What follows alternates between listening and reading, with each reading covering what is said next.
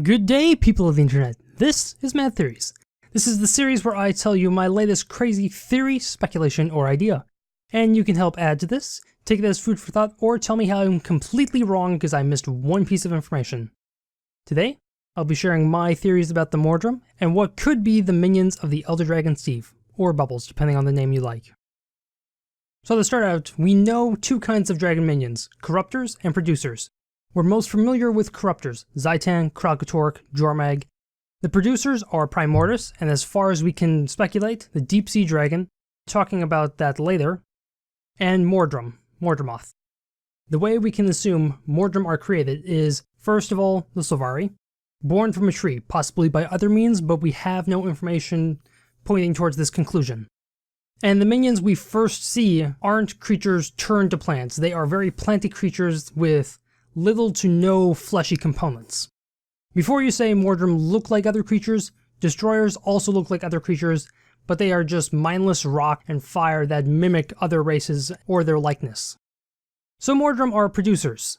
So us non-Sylvari players don't need to worry about being taken by Mordremoth. Right? Well, there are theories that the Sylvari are related to the Echo-Vald Forest in Cantha, via the Wardens, horned beings who protect the forest, and Urgos, a spirit of the forest that is compared to being similar to the Pale Mother. And in a couple of the trailers for the game, we see horned or antlered Mordrem wandering around. Now another group, which lives within the Echo-Vald Forest, are the Kurziks.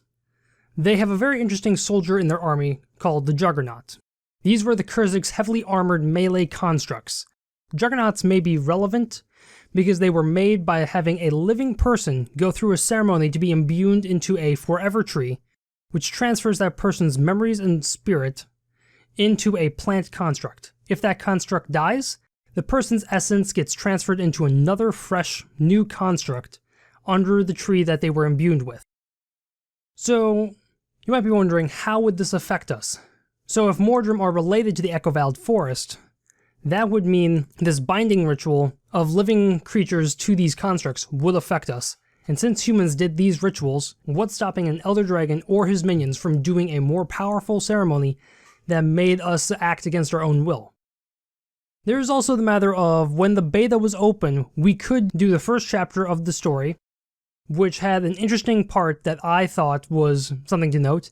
As we freed Pale Reavers from cages, pack troop bodies were also found where the cages were placed, and an Azura that followed us if you played as a Sylvari and chose to rescue the prisoners, says, the enemy keeps collecting corpses and prisoners. So why would Mordrem need corpses? What if they needed them for fodder troop? Think about it.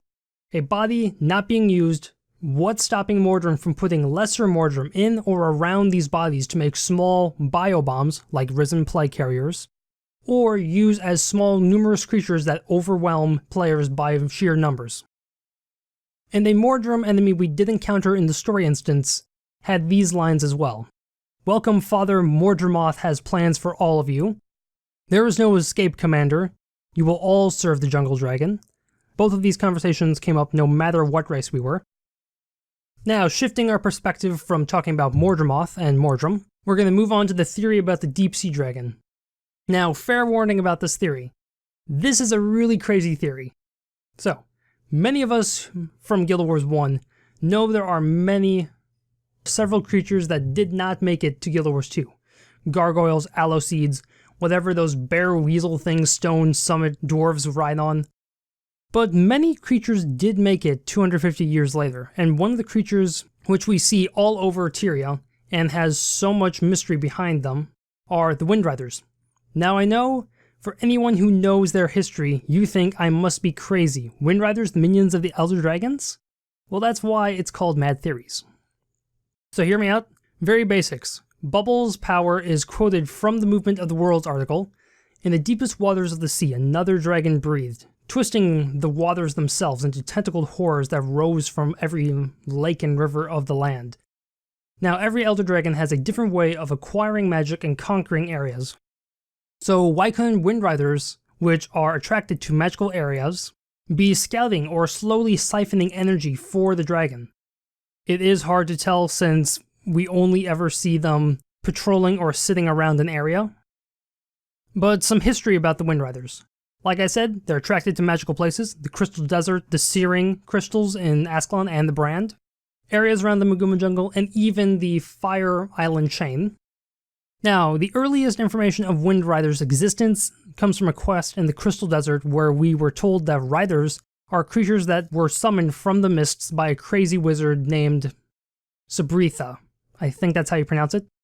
The time for the summoning is not stated, but my guess would be around 1 AE to about 500 AE. Now, there has been evidence of elder dragons traveling through the mists. Jormag did this with the Norn personal story, and maybe even the Riders were in the mist because it would be an enclosed environment where their connections to bubbles would be lessened and they would be doing less harm if they escaped. That's all my reasoning for the Elder Dragon minions of Steve. Do you remember? This is a very crazy, far-fetched theory. So, if you enjoyed the video, hit like, comment, subscribe, hit me up on the Twitters and the comment section below, and have a day.